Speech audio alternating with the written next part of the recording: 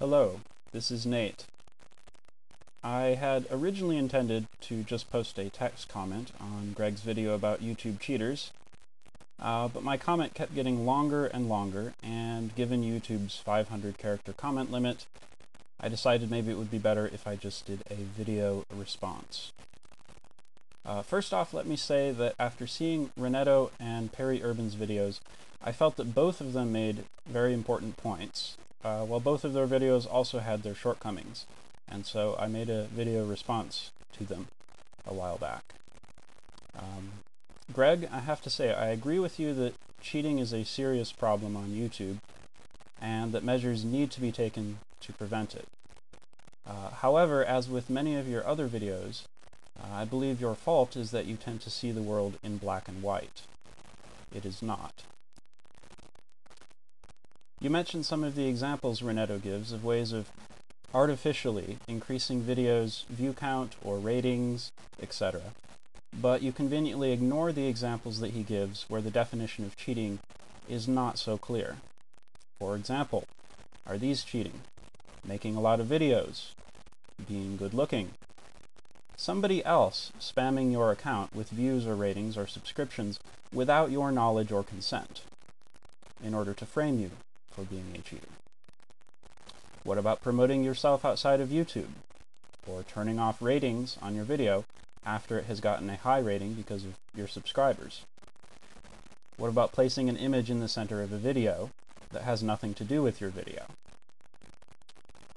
And what about not letting people post comments or video responses to your video that are a dissenting opinion from your own? Some of these ways I would consider artificial and should be banned, and some of them it would be ridiculous. You can't outlaw people from being handsome, for example. And promoting videos outside of YouTube, yes, it would increase your view count, but I see nothing wrong with it. You then go on to say, and I quote, "If an athlete were to do something out on the playing field to give himself or herself an unfair advantage over the other athletes on the playing field, that athlete would be in trouble. Why? Because it's cheating." Unquote. Well, Greg, consider the following example. This is not as clear as you make it out to be. Consider the Olympic high jumper Dick Fosbury. Now, Dick Fosbury was he invented a new technique that is now known as the Fosbury flop for high jumping, which was within the bounds of the stated rules, but it gave him a considerable advantage over the other athletes that he was competing with. Now, because of his technique, he actually won the gold medal in the 1968 Summer Olympics. By your definition, Dick Fosbury was cheating. You also say, and I quote, "Anyone who is using any unfair advantage to move their videos up the most viewed list is cheating." I agree with you, but who decides what is meant by unfair? Do I decide what unfair means? Do you decide what unfair means? Does YouTube decide what is meant by unfair? My definition of unfair might not be the same as yours. And so who decides what unfair means? Let's see. Finally, at the very end, you say that, and I'll quote from your video again.